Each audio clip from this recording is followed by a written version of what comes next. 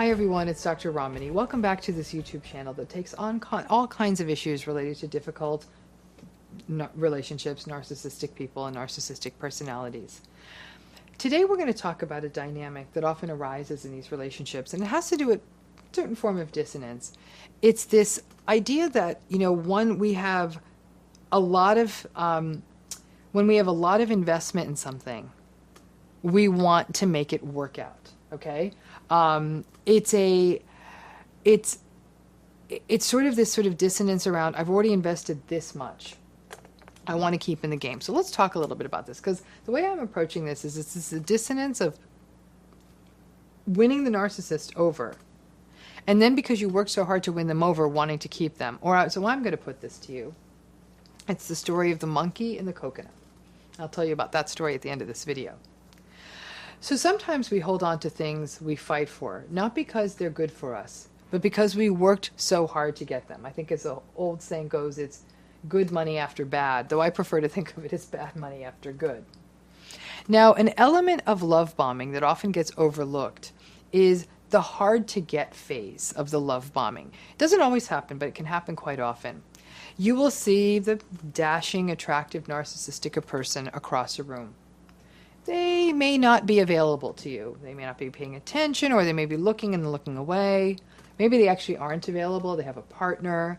They may not really be showing interest in you. And fate on that night that you meet the dashing narcissist may not be your friend, and the best laid plans get thrown off. It just seems that it wasn't meant to be, and you are bummed out, because you only got a little bit of a taste, a tiny nibble of the charm and charisma offensive. Enough to entice you, but not enough to offend you.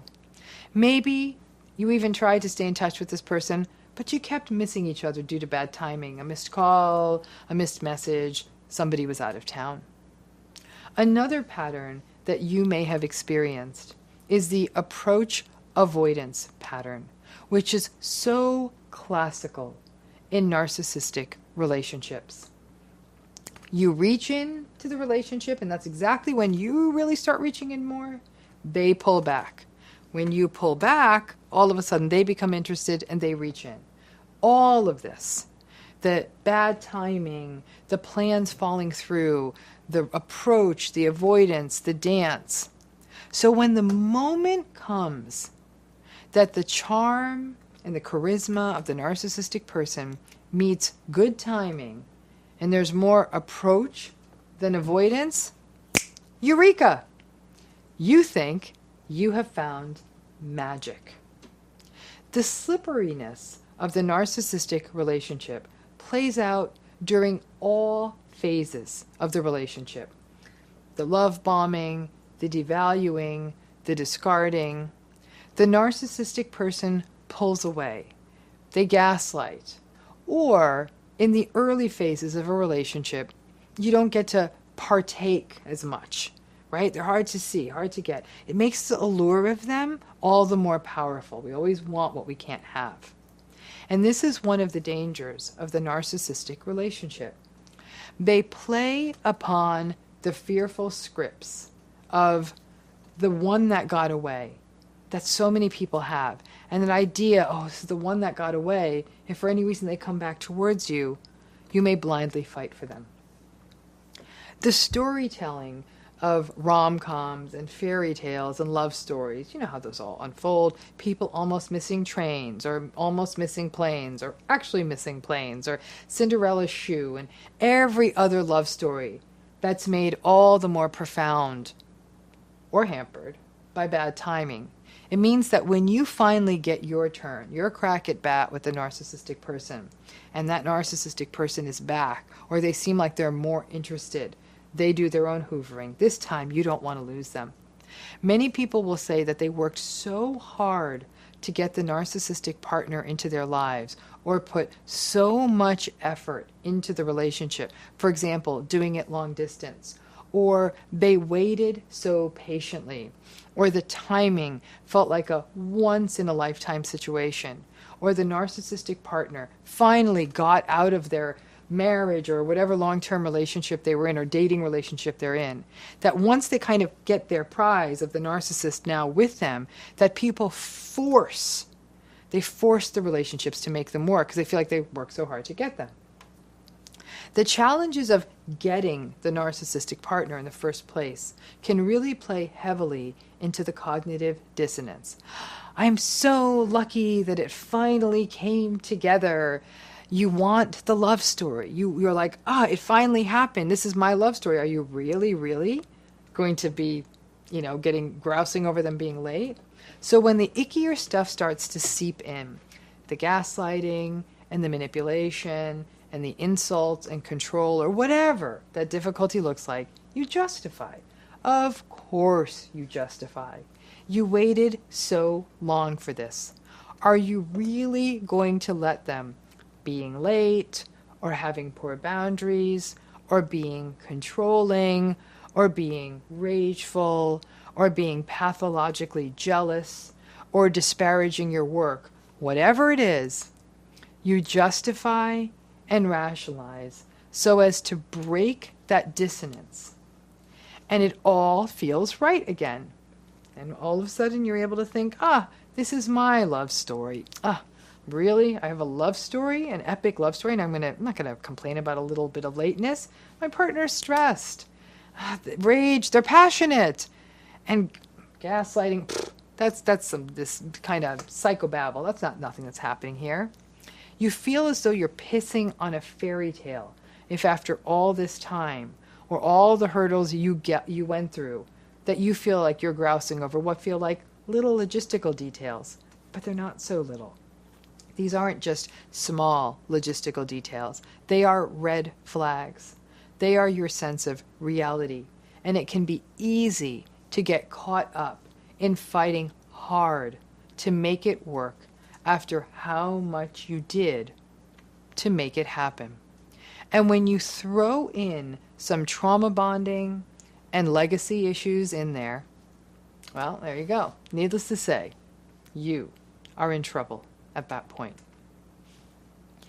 It's the preservation of the love story after all the hurdles that get messed up when the narcissist starts behaving badly, right? You think you've got your love story and then you've got it all figured out and then they start behaving badly, right? That's the big cognitive dissonance. And many people will just try to rectify the dissonance by not only justifying, but perhaps even doubling down. For example, saying, I'm going to make this love story work, so you know what? We're getting married, or they'll move in together, or have children, or move far away to be with this person. By doing these big ticket things as part of your big love story, it creates a distraction, a smokescreen that allows you to focus on a wedding, or buying furniture, or picking out baby names, instead of addressing gaslights, emotional abuse, and contempt. Then one day you look up and the mess is far bigger than you can imagine. You can imagine crawling out of, you can't even imagine crawling out of this mess. When you do the actual post-mortem of the relationship, it makes sense. And you may even be able to feel that sense of anxious urgency that accompanied the early days of the relationship. The chaos of the early parts of many narcissistic relationships means that people often eagerly await or even rush into the decisions that can make the chaos feel more stable. Moving in, getting engaged, doing things that feel like planting a flag, but are just masking the difficulties that keep popping up. The slippery beginnings, the hard to getness, them playing hard to get, the odd timing, the triangulated chaos, all of these things that often accompany a person who's narcissistic can actually really, really play into the fantasy of being the one who finally wins, who gets the against the odds big love story. Too many people come out of childhood with the fantasy of wanting to be chosen, and for someone to make an effort or for the story to somehow work out. Remember that narcissistic relationships tend to have more of these chaotic bumps and grinds and shimmies early on. And people who are narcissistic, they sure do love a chase.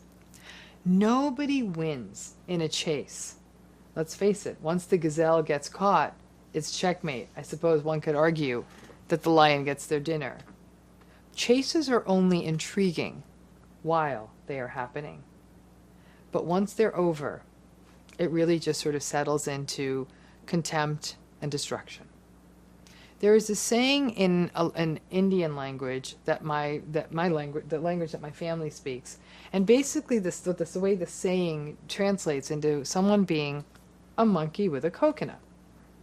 My mother would say that when someone got something, okay, that they didn't know what to do with, they'd be flummoxed by this thing that they have, right? And so the example in this story that she would use, she'd explain to me that monkeys would sometimes scramble up the trees and fetch the coconuts off the trees, or they'd find them on the ground.